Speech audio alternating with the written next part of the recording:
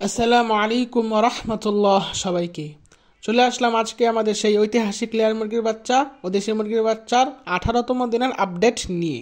এখন আমি ওদেরকে ছাদে নিয়ে এসেছি, যেখানে আমি আমার গলা শিলা সুন্দরী ও কালো সুন্দরী মুরগিটার বাচ্চা বড় করেছিলাম। আবার সেই খোপটাতেই আমি ওদেরকে পালতাছি। আর এখানে রাখার কারণ হচ্ছে কারণ অনেক বৃষ্টি হচ্ছে আর আবহাওয়া অনেক ঠান্ডা, আর নিচে হচ্ছে লিটারের পরিবেশ, ছাই দিয়া পালতাম আমি। এখন ওভাবে পালতাছি না, কারণ ওইভাবে পাললে অনেক স্যাঁতস্যাঁতা পরিবেশ থাকে, মুরগির বাচ্চা ঠান্ডা লাগতে পারে, তাই আমি এখন এভাবে পালতাছি, খাঁচা সিস্টেম।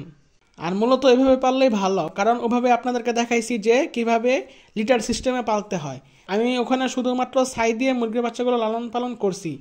2-3 দিন পর পর ছাইগুলো চেঞ্জ করে দিতাম, আবার নতুন করে ছাই দিতাম। আর ছাই তো দেশ গ্রামে অ্যাভেলেবেল, সব জায়গায় ছাই আছে, আর সবাই বেশিরভাগই মাটির চুলায় রান্না করে, তাই সবারই তো ছাই আছে কম বেশি, এই জন্য ছাইটাই বেস্ট। আর এখন যেহেতু আবহাওয়া অনেক ঠান্ডা, আবার প্লাস বৃষ্টি নামতেছে আর অনেক ঝড়ো আবহাওয়া, তাই আমি এখন ওদেরকে এভাবে পালতাছি।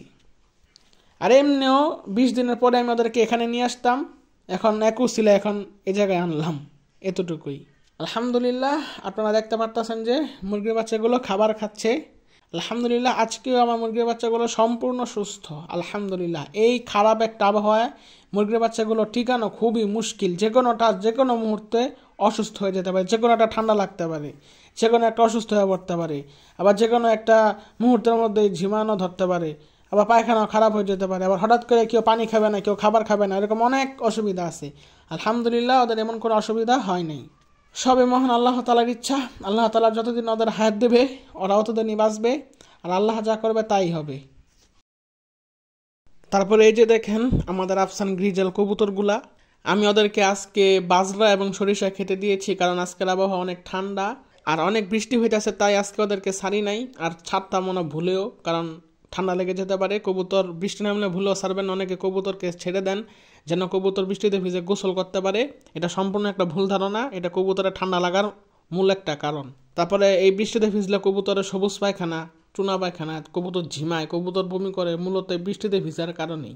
ওদের যখন গোসলের সময় হবে, যেদিন রোদ উঠবে সেদিন আপনারা সকালবেলা ওদেরকে গোসল করাবেন, তাহলে সারাদিনে ওদের মন পুরো সতেজ থাকবে, ওরা অনেক আনন্দে থাকবে, আর ওদের শরীরও তখন অনেক ভালো থাকবে। কখনো দুপুরবেলা দিবেন না, সবসময় সকালবেলা গোসল করানোর চেষ্টা করবেন। আর আমি আজকেও সেই মেডিসিনগুলাই দিয়েছি যেটা গত পর্বতে দেখানো হয়েছিল, এমপ্রোলিপি আর জিঙ্ক সিরাপ আজকেও দিয়েছি। যারা গত পর্বটা দেখেন নাই, এই যে আই বাটনে লিঙ্ক দিয়ে দিচ্ছি, আপনারা দয়া করে দেখে নেবেন।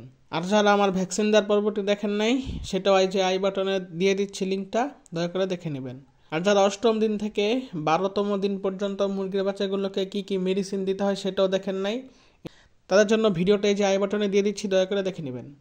আর যারা 2য় দিন থেকে 5ম দিন পর্যন্ত মুরগির বাচ্চাগুলোকে কি কি মেডিসিন দিতে হয় সেটাও দেখেন নাই, তাদের জন্য এই যে আই বাটনে লিঙ্ক দিয়ে দিচ্ছি, আপনারা দয়া করে ভিডিওটা দেখে নেবেন। আর রক্ত আমাশয়ের ফুল কোর্স সম্পর্কে বিস্তারিতভাবে জানতে চাইলে ইন্ড স্ক্রিনে মুরগির বাচ্চা পালন প্রশিক্ষণের পর্ব নম্বর 5 এটা দেখে নেবেন ভিডিওটা, সেটা ইন্ড স্ক্রিনে দেওয়া থাকবে। ভিডিওর শেষে 2টা ভিডিও সাজেস্ট করা হবে, ওখানে ওই ভিডিওটা দেওয়া থাকবে, মুরগির বাচ্চা পালন প্রশিক্ষণ পর্ব নম্বর 5। তারপরে এই যে দেখেন কেমন বৃষ্টি হইতাছে, দেখেন ছাদের কি অবস্থা হয়েছে। আর এই যে এখানে কিছু পুঁই শাক গাছ আর কলমি শাক গাছ আছে, বৃষ্টি হওয়ার কারণে গাছগুলো তো ভালোই, ওরা আনন্দ পাচ্ছে আর কষ্ট পাচ্ছি আমরা। আর আমি বৃষ্টিতে ভিজেই আপডেট দিতে এসেছি আপনাদেরকে, শুধুমাত্র এটাই দেখানোর জন্য যে আমার মুরগির বাচ্চাগুলো কেমন আছে, কি করতেছে, এতটুকুই। আমি অনলাইন থেকে কিছু অ্যাডেনিয়াম গাছ অর্ডার করেছিলাম। অ্যাডেনিয়াম গাছগুলো যেদিন এনেছি তারপরে থেকে শুধু বৃষ্টি আর বৃষ্টি, বেচারা গাছগুলো একটু রোদও দিতে পারলাম না। আর অ্যাডেনিয়াম গাছ কিন্তু বৃষ্টিতে পচে যায়, ওদের যত পানি কম দিবেন ওরা তত ভালো থাকবে। একদিন অ্যাডেনিয়াম গাছ নিয়ে বিস্তারিত কিছু বলবো ইনশাল্লাহ। তারপরে যে দেখেন আর অন্যান্য গাছ, বৃষ্টি পেয়ে খুবই ভালো আছে সবাই, আর আবহাওয়া অনেক ঠান্ডা, অনেক শীত লাগতেছে আমার। তাহলে আজকের মতো এখানে ভিডিওটা শেষ করছি। আসসালামু আলাইকুম।